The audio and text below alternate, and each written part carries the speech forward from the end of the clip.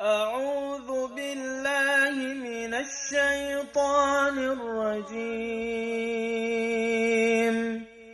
بسم الله الرحمن الرحيم. قل أعوذ برب الناس،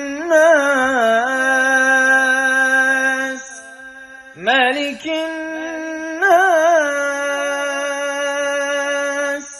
إله الناس، من شر الوسواس الخناس الذي يوسوس في صدور الناس من الجنة والناس.